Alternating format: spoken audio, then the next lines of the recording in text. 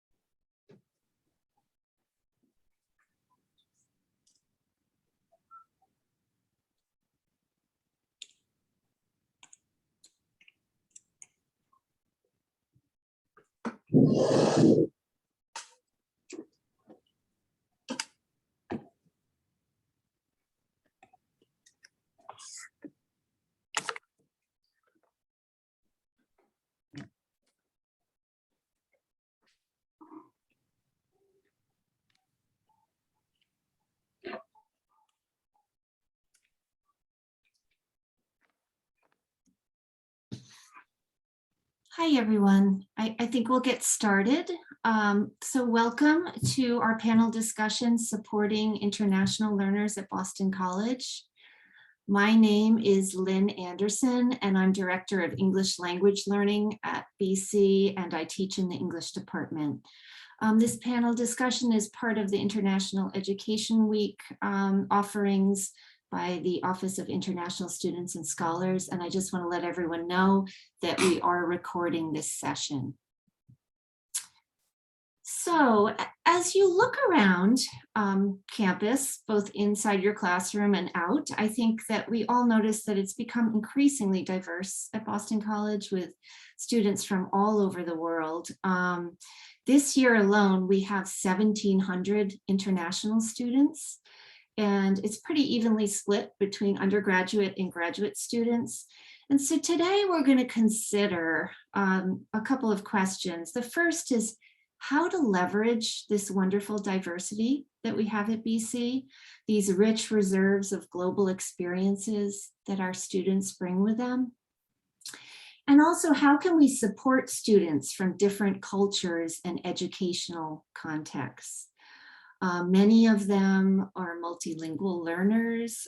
They've got to navigate academic writing tasks and nuanced conversation in a language that they may not have spoken at home.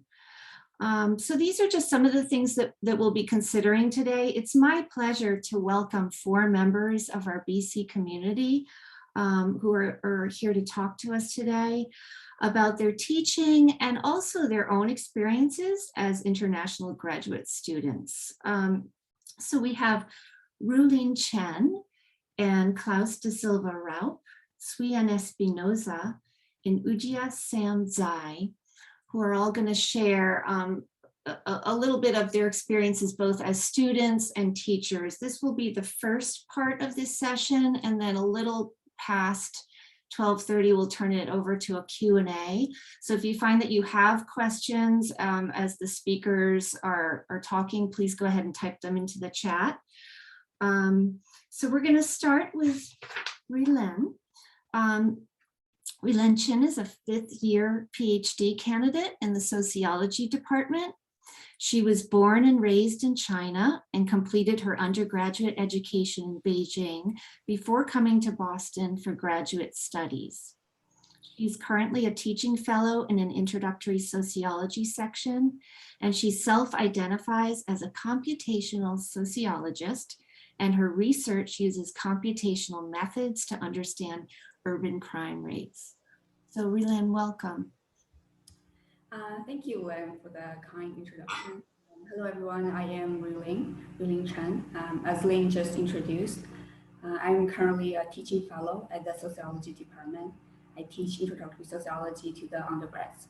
Right now is my third semester teaching this course, but actually for the past 2 semesters, I've been teaching mostly over Zoom. So it's actually my first time teaching in-person sessions this year. And so far, I would say the experience has been great.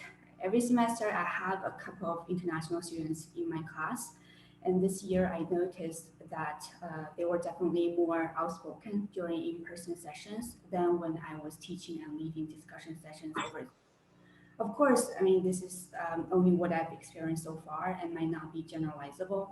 But I would say that while international students whose native language is not English generally have more challenges participating in class discussions, there are ways that we as instructors can help them make that experience easier. And the first thing that I noticed in my class was that some of the international students are actually more comfortable sharing their thoughts with me during class than with their American students. They are more active in participating when I raise a question to the entire class and ask if anyone has anything to share, and are not as active when I raise a group discussion question and ask them to discuss with their classmates. And I find it a very interesting observation, and there are many ways we can probably interpret this.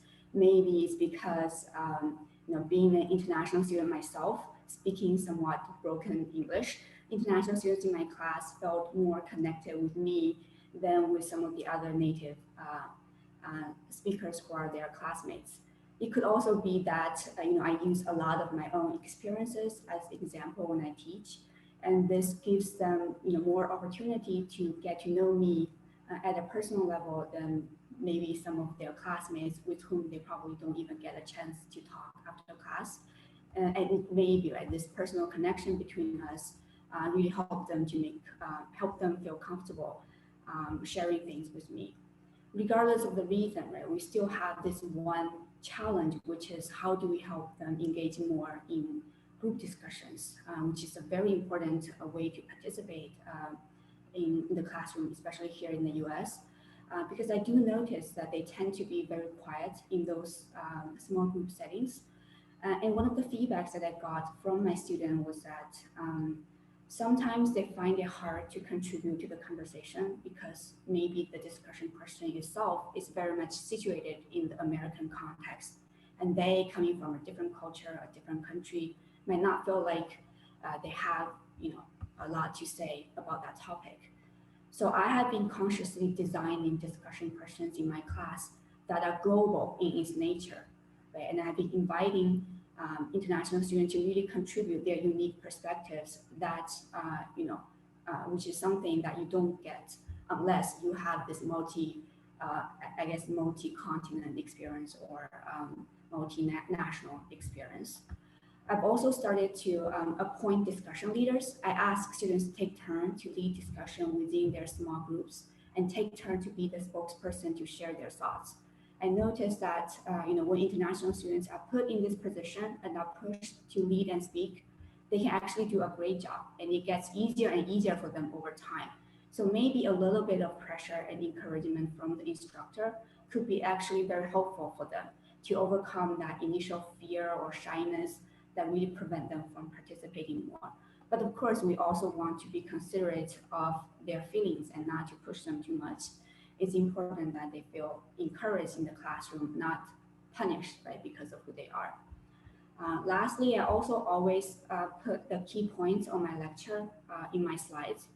I also ask students from my class to take turn being the note taker in the class and share their notes with the rest of the class after every lecture. Being an international student myself, I know sometimes it can be really hard to follow what the professor or what the peers are talking about during lecture time. So it's very helpful for me in the past, and also I imagine for international learners in my class, to have some written records to refer to, whether it's my lecture slides or the notes that other students took during class, so that all of these materials are there for them to really review after class on their own to pick up whatever they have missed during the lecture. So these are some of the teaching strategies I use here and there to help students in my class learn better, especially international students, because I really identify with them being like a Chinese student in the US myself. I try to build personal connections with them, sharing stories about myself, even making joke about my English during class to help them feel more comfortable, encourage them to speak up by making them discussion leaders, and also I provide many reference materials for them to review on their own after class. I'm sure other panelists have other strategies that they use in their teaching, so I will stop talking here and let other people speak, and we can discuss more in our discussion time. Thank you. Thanks so much, Rulin. And I think you bring some really important points to your discussion, particularly around the slides. I think that it's easy to forget that a lot of international students are really what linguists call eye learners. And so, when we're speaking fast in a class and students are conversing back and forth in idiomatic language, it's really helpful to have something visual. So I love that you brought that up. Okay, so next we have Klaus da Silva Raup. He's a PhD candidate in theology and education, researching the curriculum of Catholic religious education with a focus on economic justice.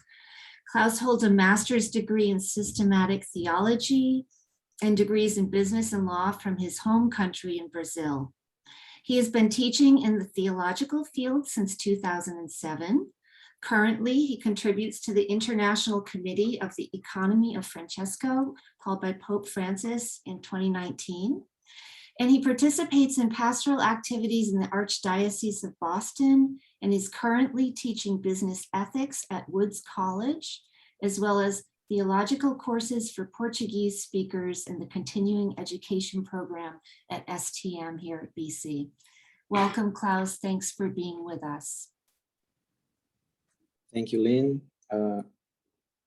Good afternoon already, everybody. And I have an uncle back in Brazil who he's a doctor, and he always told me since I was very young, we either learn from knowledge, like we're all doing here in an university context setting, or through experience, correct? So I think we are talking here to very knowledgeable people in many areas. I think we, the four of us here, and myself especially, will focus more on the experience side, what we have been through, and that might be helpful, correct, in this journey of all of us here. And also Fernando Pessoa, Portuguese poet, very good poet. He has writings in English too, in French and Spanish too. He says, if we sing our pains, and if we sing them well, it looks like we don't sing only our pains, but also the other one's pains as well, correct? So I think that's the experience sharing side of it that we would like to bring. So in terms of being practical too, in a moment like this, I think focusing on the challenges, especially in this transition to being a grad student and having now the opportunity to be teaching.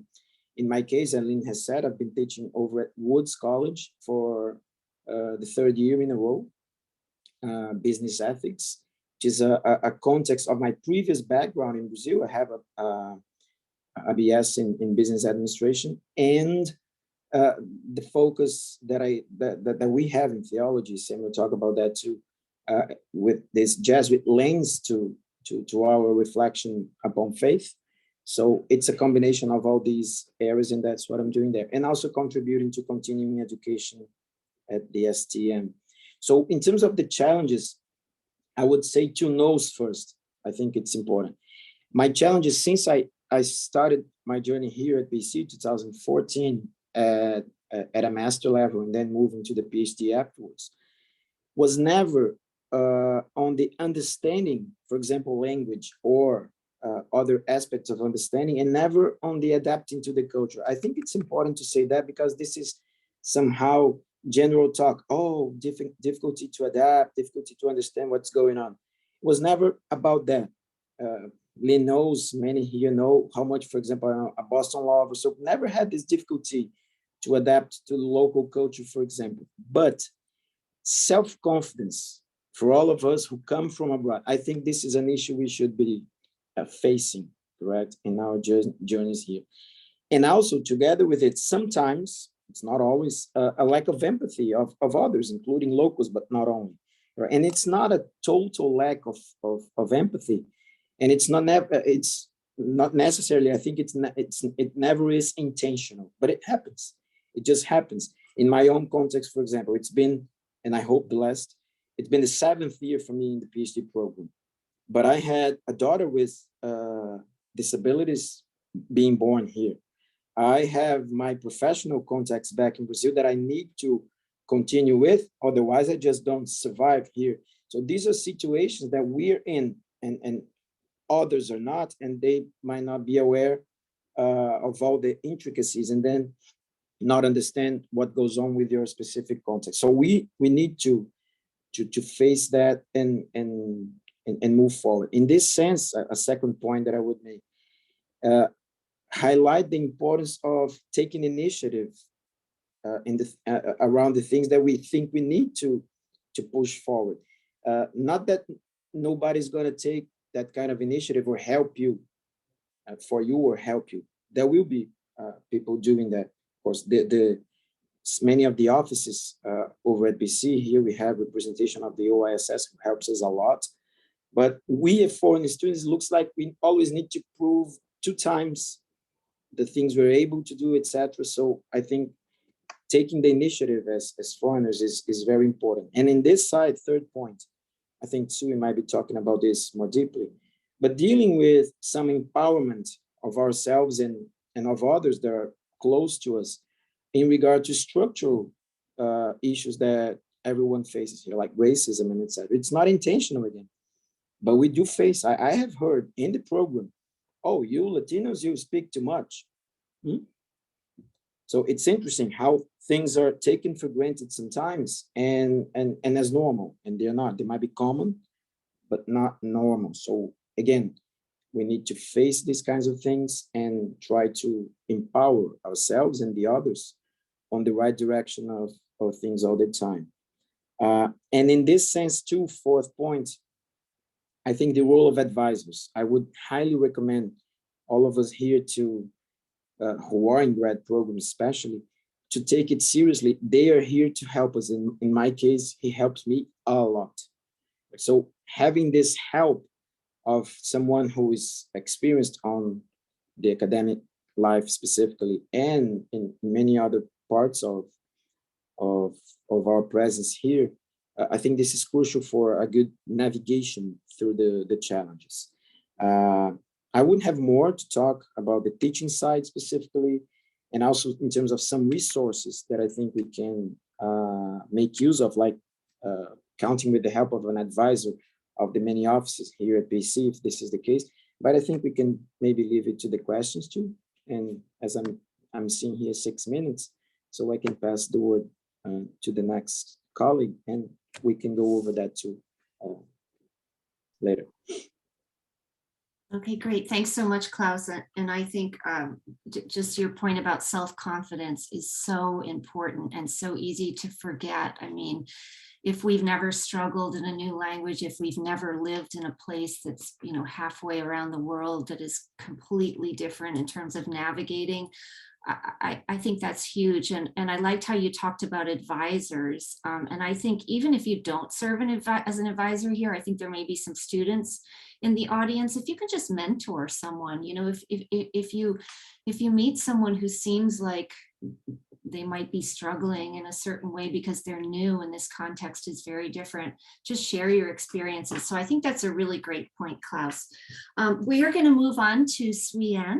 So Suyen Espinoza is a fifth-year doctoral candidate in the biology department. She was born and raised in Nicaragua and did her undergraduate studies at John Brown University, where she graduated with a Bachelor of Science in Biochemistry in 2012. She returned home to do research and teach for 5 years and was awarded a Fulbright Scholarship for initiating doctoral studies at Boston College and was the recipient of a Faculty for the Future Fellowship to finish her PhD. So welcome, Suyen. Hi, everyone. Thank you so much for coming today. So I'm Suyen, and I think some of my perspective here at BC, it's a little bit different from all of the other panelists, just because, being in the sciences, the classes that I have taught here at BC are lab classes. And so then that means that, I get to spend with my students 3 to 4 hours times 2 per week. And so it was really challenging at the beginning, the fact that, as an international student, so I have been in both sides. I have been here at BC as a grad student taking a class. And one of the first things that I experienced I remember it was my first semester here at BC, and one of my classmates reached out to me saying, like, really upset and saying, I don't understand why you got an A in this written assignment that we had for biochem, and English is not even your first language. And so I have been there. I think Klaus was referring to, like, we live through these things. It's nothing, it's not strange to us as international students. I hope people don't have to experience any type of racism, or maybe if it's not racism, it's, like they not knowing how to properly communicate. Like, sometimes they don't do it on purpose.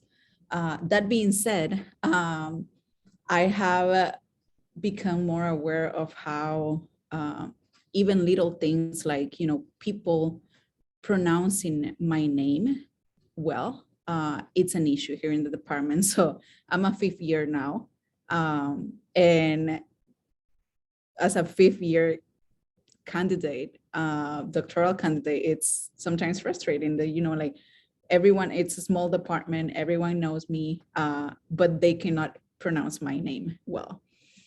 So one of the things that I take into the classroom is when I have international students, it's okay, first day, pronounce your name, and I will 100% make sure that I know how to do this, because to me, it is you might think it's just a small detail and it might not mean much.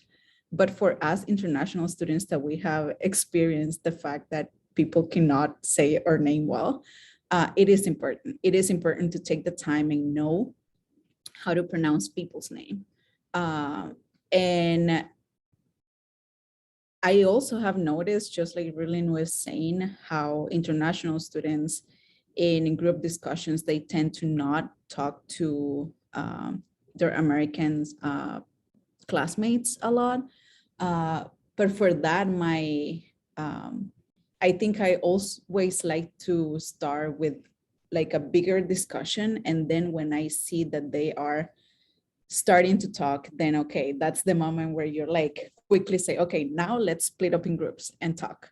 So they're already in there, they're already thinking, and they're already in their comfort zone. And that's the moment where I'm like, okay, let's move to small groups for like a minute. And then they come back to the bigger group.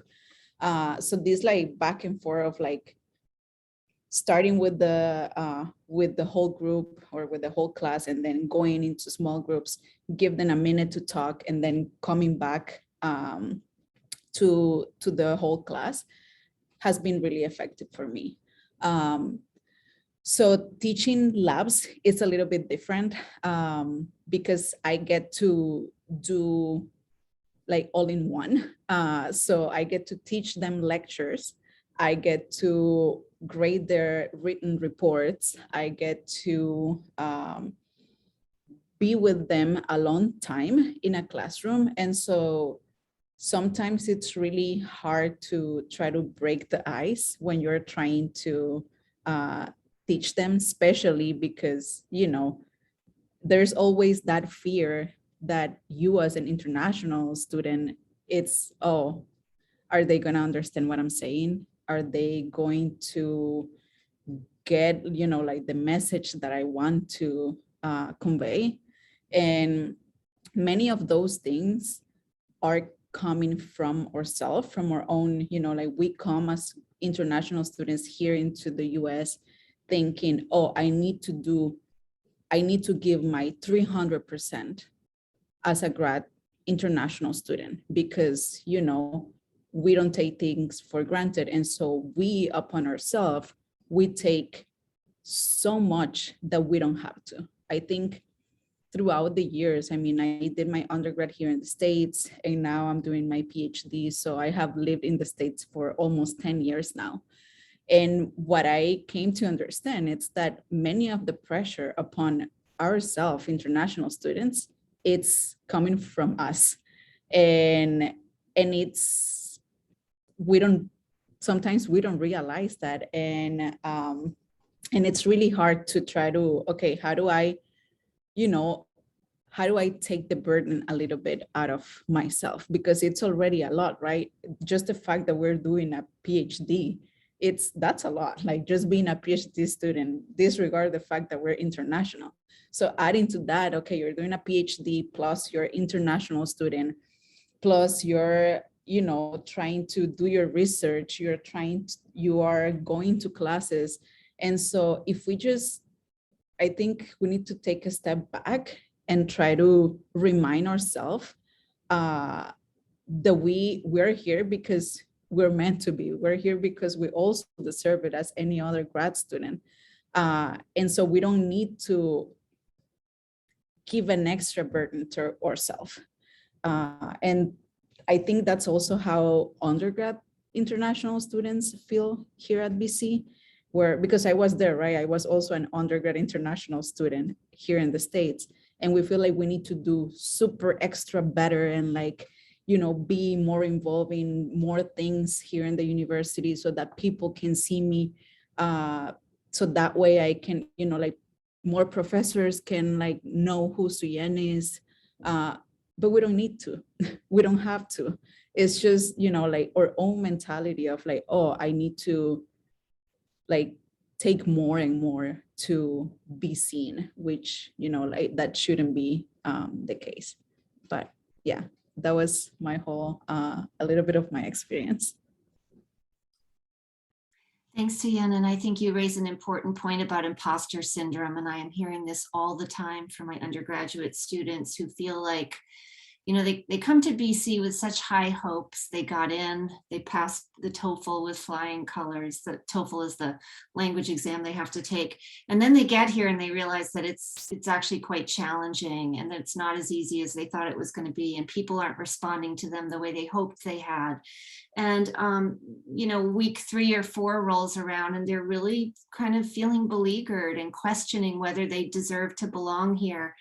And I've often heard from students, and this always surprises me. I teach some core English courses, so like Lit Core and first year writing seminar, and occasionally just have these superstar international students who are just wonderful writers and really good readers and bring such thoughtful interpretations to the text. And I'll ask them, have you considered the English major? You'd be great. And I often get this response, my English isn't good enough. I'm not smart enough. I can do it. And so, and they default to something else. And I feel like that's such a shame. So I think, Suyam, what you're saying really rings true to me anyways, as an instructor of some of these students. Okay, so now we're moving along. I'd like to introduce Ujia Sam Jai, who is a doctoral candidate and teaching fellow in the theology department at Boston College. He was born and raised in China and has been in the US since 2010, when he began his undergraduate studies in physics and computer science at the University of Southern California. So Sam, welcome. Thank you, Lynn, and thanks everybody for being here, for your attention, for your time. And I have been in the US for 11 years, all the way since my undergrad experience at USC in 2010. And part of my journey in the US for the past more than a decade is to actually find a place that will enable me as an international student to discover my own worth and my ability, as well as the way to discover other people's worth. So it's really a both way environment to find that platform. And Boston College really gives me a lot of insights and motivations to embrace this place.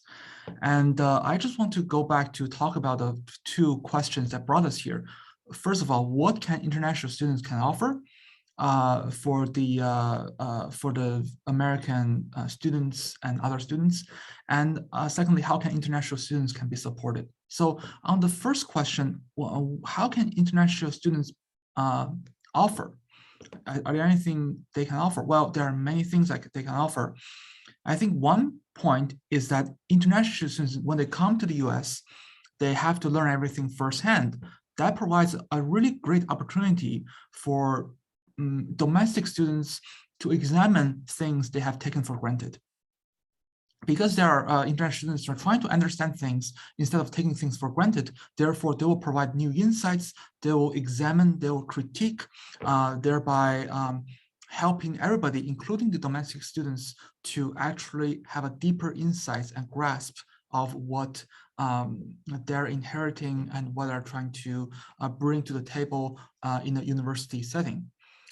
It helps re-examine our priorities, who we associate on a daily basis and why. These are important questions, but we don't usually ask these questions because we think they are not having any market value, or they are not on the resume, but they are actually fundamental questions that will determine our career, determine our happiness in many ways. So the first point is actually to actually examine what we have taken for granted. And that works both ways. Second point is actually the cultural dialogue. I teach interreligious dialogue as part of the theology department. And part of the theology dialogue is actually in the cultural dialogue, because Christianity in China is different from Christianity in the US, different from Christianity in South America, right? There are many differences, and I want to bring that awareness to the platform. And I think Boston College core curriculum offers that possibility. So I want more, I would like to see more attention and focus brought to that. And third part is that, as international students, we are here because we really want to make things easy. And it's not really difficult to be friends with international students.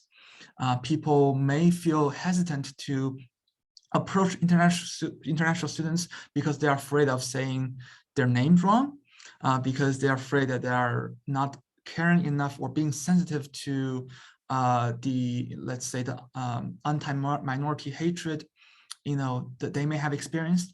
That's partially true, but the most part, we are also trying to hang out. We're trying to make friends.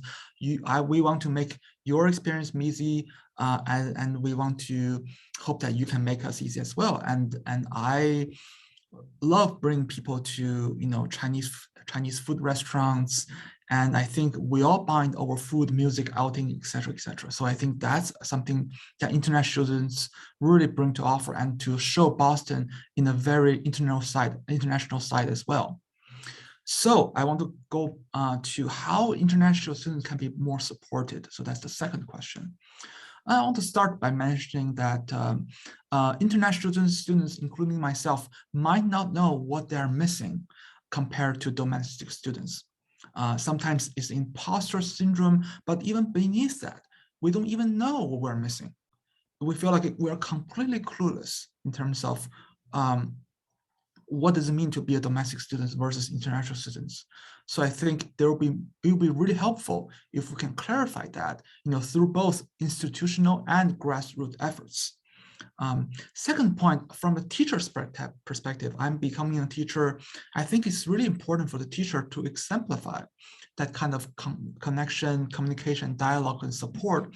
I encourage faculty members to talk to other faculty members who have more international teaching and travel experiences, especially the Jesuits, Jesuits being an important part of the value of this university.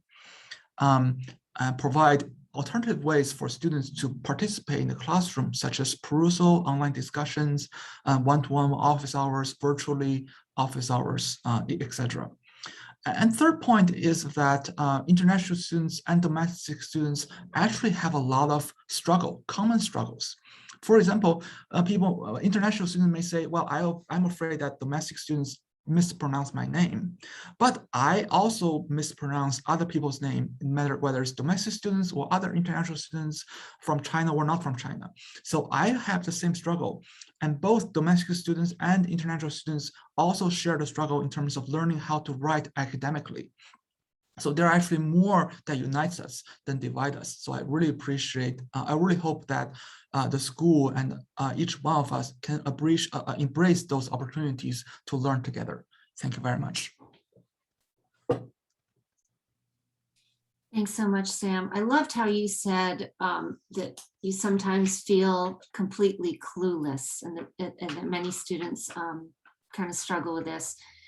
And I agree. And I think particularly for freshmen who have just arrived, or even returning students after the pandemic, I mean, everyone was home for a long time, really like relearning how to navigate a complicated place that is Boston College. So I think that's an important point. And in terms of teaching, I was just thinking, like, how do I address that?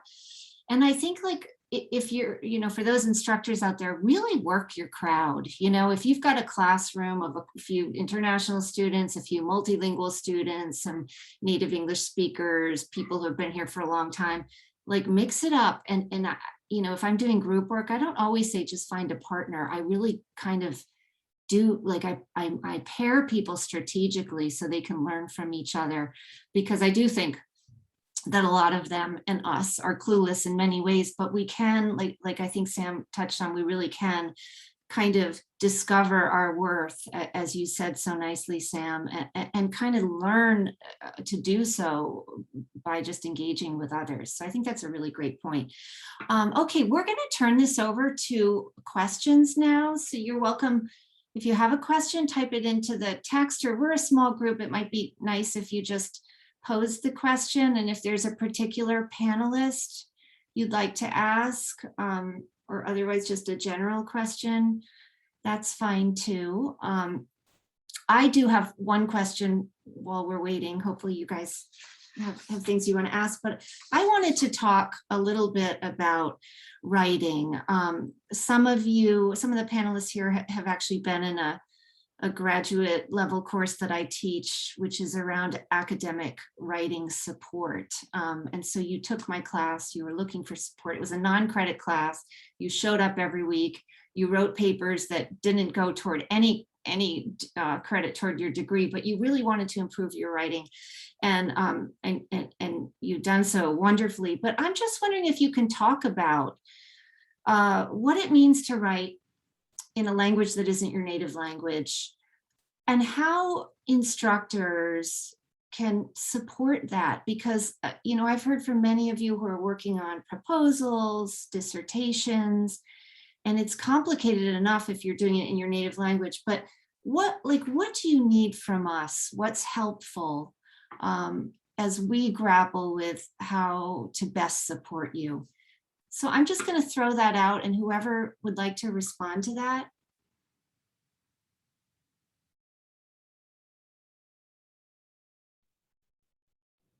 I You can. want to go, Sam? I saw, oh, Suyin, please. How about Suyan first and then Klaus? Yeah, so I struggle a lot with writing. That insecure student where, you know, I always in my mind, it's, oh, this is not my first language. How am I going to produce something that's worth for the scientific community to read? So that's me. Anytime I try and start to write something, for me, what has worked, it has worked that I have kind of like my support system here in the lab. So my colleagues, my other grad students, postdocs, my PI. I think my PI is one of the best people like writing grants out there, and he's amazing at just writing and convincing people and telling the story. So one of the things that we have done in the lab to kind of like help us, like the international grad students here, but also even postdocs, it's writing small blog posts. So, you know, just in a way that, okay, I read a science paper and then just a 600 word of what I read, but something that could be understandable by anyone. So that switch of, you know, like just not, it's not 100% science for scientists, it's now science for everyone. So those things have helped me, and the fact that, you know, my PI and other peers here in the lab read my work, I think I have become better at that, at writing. But that doesn't mean that, I mean, in my head, it's always there, like, oh, I'm not good at this, and how are people are gonna read this? I mean, at the end, I write things, but it's just a constant struggle. And Lina, just want to go back very quickly to your previous point, which is related to some teaching strategies to include. One simple example, have 3 in my Woods course, 15 students as a whole, 3 Spanish speaking students as an origin, and 2 Greek speaking students, which is very interesting. What I always try to do is connect when the topic allows, or the more I can when the topic allows, things that I can say as we say in Spanish, because the others will understand that this is important and there is something to grab from that culture, like realidad. It's more, Suyi knows, it's for us, realidad is more than reality. It's more, I can tell you, because it's how we see the See, Judge, Act, for example, in theology, etc. The Greek, coincidentally, I talk Aristotle in one of the portions. So as our very important Greek philosopher, wonderful time when in Greece, the 2 are excited because I'm talking about so small ways to include. This is just on the strategy piece. Of course, there's more that can be done. In terms of the resources, and I wanted to mention that before, but I left to this moment, your classes, I always, Susan, she's a witness of how much I ever say this in every orientation. I think the last one was my last one too, for international students in the beginning of the year. I wait for everybody to say the things they want, and if nobody mentions, I say, I have one. Guys, go for one class, which is writing, and another one, which is speaking. Just by the way, the 2 skills that we are exposing ourselves of. Because when we read and when we listen, we are not exposing ourselves immediately, correct? So your courses are very helpful. Connors over at O'Neill's, I think it's a very important space for people to have orientation. We at the STM also have something similar, the corner at the library. So for theologians, also a resource. Software, there is software that helps us with the structures of sentences and so forth. I think that's very helpful. Benchmarks. When I started to write my dissertation, because I'm on the way, I grabbed the dissertation of one colleague who had already graduated, and she was kind of the rock star in our program. So she might have done a beautiful dissertation, and I was in her defense. So, and themes are completely different. So no problems in terms of content. was more about the form, the structure, the way she used Chicago and etc. And that's very helpful. And proofreaders, I'm having the experience of having a chapter by chapter proofreading. It's very good. So things on the writing that can be very helpful for all of us. Thanks. I think that's really helpful. In terms of teaching, I think that it can be really helpful to give students models.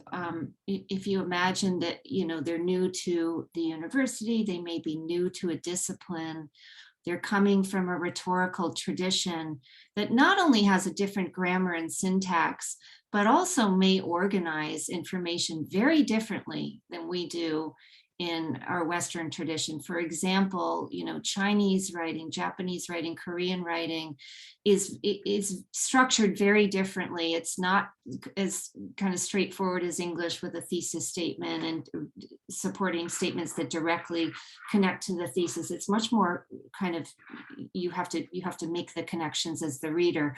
So I find that as an instructor, to offer model papers to students so they can just see how the writer has, the writerly choices that have been made to present that information. And if you're a student looking for writing support, I think you should ask your instructors for model papers in your discipline. It's not that you're going to copy the paper, and you may find some online. There are some really good websites, some like the OWL, Purdue OWL has a lot of great information. But you might, really break down what the writer is doing. And I think also, and I think Klaus touched on this a little bit with, proofreaders. I think if you can find, students in your cohort that would be willing to read your paper and give you feedback and not just fix the grammar, but, really talk to you about your ideas and then maybe mark some issues around grammar and syntax, but, really try to grapple with those on your own, because that's how you're going to improve. Okay. I just want to quickly add on to, sorry to interrupt, Lane. I just want to quickly add on to the point of like pairing up, because I actually had that experience of like pairing up with a graduate student at my department, even though like the experience itself is not that pleasant. In the beginning, I was preparing for my master's thesis, right? And I sent a draft to my advisor, and the feedback that I got was basically, well, all the material and your perspectives and data is great, but then the English is just not qualified to be a master's thesis at BC, so you have to work on that. So that was how I started to figure out, right, really figure out how to write effectively in English. And the first advice that my advisor gave me was actually, she said, this is exactly what she said. And it's kind of going back to Sam or Yuja's point of what can international students offer, right? And this is what she said. She said, you are amazing student. You know so many techniques, methods that some of the American students would love to learn. Why don't you find someone, a graduate student from our department, and do kind of a skill exchange where you teach that person whatever method you learned from your Chinese trainee, like all the data analysis that they would love to learn from you, and then in exchange, they read your paper and help you correct your grammar. And that was one of the best advice that I got from my writer in terms of how to improve my English. So I think definitely, like, as instructors, if students ever come to you with this kind of struggles, and if you yourself is limited with how much time you can put into this, encourage them to find other students in their program or in the department where they can do this kind of skill exchange, right? They can be a mentor in one aspect and become a mentee in terms of their English. Yeah, I think that's so important, this idea of kind of peer collaborators around writing, just as you mentioned, Rylan, and I think seek them out. We also, I'm just going to pitch the writing center that I'm overseeing. We do have a new writing center at Boston College, and it's out of the English department. I'll put a link in the chat.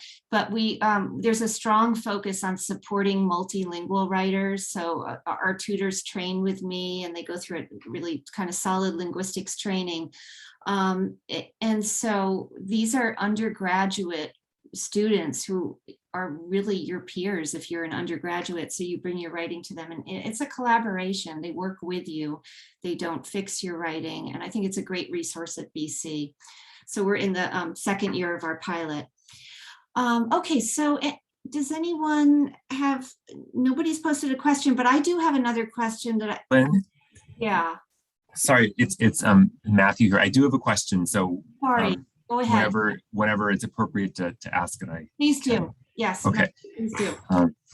I'd just like to thank the panelists for your insights. I work in the Center for Teaching Excellence, which is over in the O'Neill Library building, and I've learned a lot from all of you. Suyan, I was really intrigued by your suggestion and your success with starting off with a large group discussion, and then that once kind of the spark of ideas has taken off, then international students might feel more comfortable than transitioning into a smaller group, which I think is really interesting, because I think my assumption sometimes, and perhaps other folks who've been raised in the US might assume that it's the opposite, that starting in a small group is more comfortable and then moving to the larger group. So I just wanted to say how much I appreciated that insight. And I was wondering if one thing that I sometimes try, and I'm not sure how successful it is for students, is starting with like an individual written reflection. So, here's the discussion, here's the question, we'll be, starting off with an individual written reflection, then moving to like a small, like a pair, and then the large group. But I don't know if Suyan or if others on the panel have thoughts about whether that's can be a successful strategy. I think it can be really good. At least from the labs that I teach, what I also like to do to kind of like open the conversation is to just write bullet points on the board.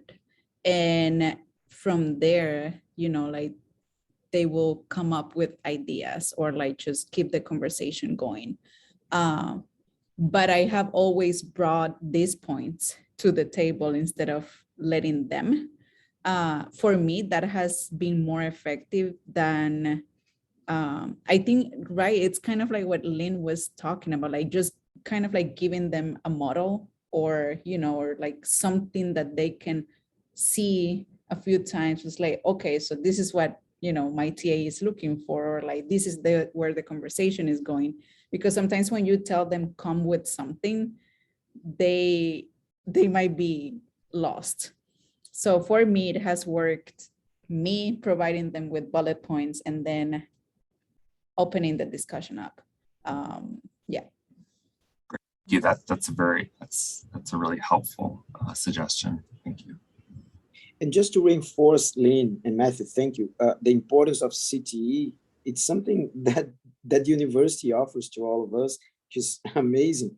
There is a piece, it's kind of philosophical here, as I learned from my advisor. We need to learn to think about our acting so that we can, of course, make it better. That's kind of obvious, but sometimes we just take for granted that it's going okay. It's the pre-understanding, as Gadamer would say. We need to move it to the level of understanding. So the discussions we have at the CTE, they just put the issues in front of us, to say the least. Just, it's more than that.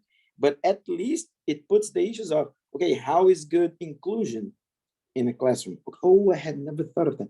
How is good lecture? How is a good lecture made, etc., participative, etc. So just thinking about that will certainly move you to a new stage, correct? More if you just go for the things that are discussed indeed. So it's very helpful resource, the CTE. Thank you, Klaus. I appreciate that. Yeah, I just want to echo that. You guys helped me so much through pandemic teaching. I can't even say, I don't know what we would have done without you. And I've talked to colleagues at other schools and realized just how well BC transitioned us. And I really thank you guys. So Adrienne Nussbaum posted something in the chat, which I think is interesting. She has international freshmen. She teaches a class of international freshmen, and she has them post on a blog in advance, discussion posts. I agree. I think that's really helpful. I think if students write something first, then they're already half prepared to participate in class. And I think that's really, really helpful. And then Asuka says, I'm a first-year PhD student. I'm wondering if this type of conversation be carried on beyond the International Education Week. For example, is there a way for new and experienced grad international students to meet to share experiences, time to across disciplines? Also, I'm curious to know how would these reflections be used at BC later? Thank you. Adrienne, if you're there, I feel like this is a question for you or anyone from OISS. I know that they do a discussion series on Fridays. Do you want to talk about that a little bit, Adrienne? Sure. Yes, I was just going to put it in. I'm trying to stay in the conversation on the blog, but yeah. So we have a weekly conversation discussion series for graduate international students. It's every Friday at 1 p.m. in the Connors Fermi Learning Center. It's co-sponsored by them and Grad Student Life, and it's open to grad students from every single school and discipline. And we have different topics. Some of them are academic. So Lynn has come in, for example, and talked about participating in class. We have sessions on writing papers, on using library resources. So there is an exchange there because it is a discussion group. It's not just meant to be a presenter. And some of the topics, admittedly, are more fun, about US culture and things like that. But that is one place where that does happen. And we only have 2 more this semester, but we will be continuing them into the spring. And you're welcome to attend, Asuka. Yep, if you haven't already. Yep. Thanks. And Klaus has just reminded everyone that you're welcome to reach out to any of the panelists. I think you have their names and you can easily find them and email them at BC. So yeah, so I think we should probably wrap up because it's 5 of, and I know some people have to head off to teach, but thank you so much to our 4 panelists for taking the time to be here today and for all your hard work preparing for this. And for those of you who attended, clearly, you have concerns about our international students and know how much they bring to the campus and how rich of a wonderfully diverse experience they've created for all of us. So thank you.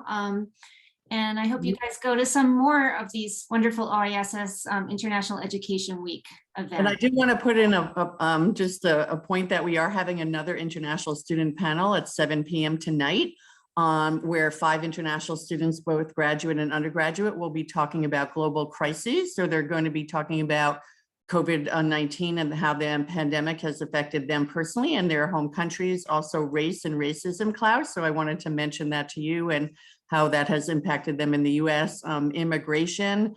And if we have time, we might get to climate change, but mostly we're going to be focusing on the pandemic and race and racism issues and immigration. So you're all welcome to attend that. It's also on Zoom. If you go to the IEW website, you'll see the Zoom link, and it's at 7 p.m. tonight. And thank you so much, Lynn, for organizing this great panel for IEW, and thank you for all the panelists. Really, really appreciate you doing this for IEW, and it's going to be recorded, and we can put it on the IEW website. Matthew, maybe it could be sent to the CTE to share with folks in the CTE. So Sure, absolutely. Yep, it will be beneficial to a much larger audience than just who's on the Zoom today. So thank you again, Lynn, for organizing this. Sure, happy to do that. Thank you, everybody. Have a great afternoon.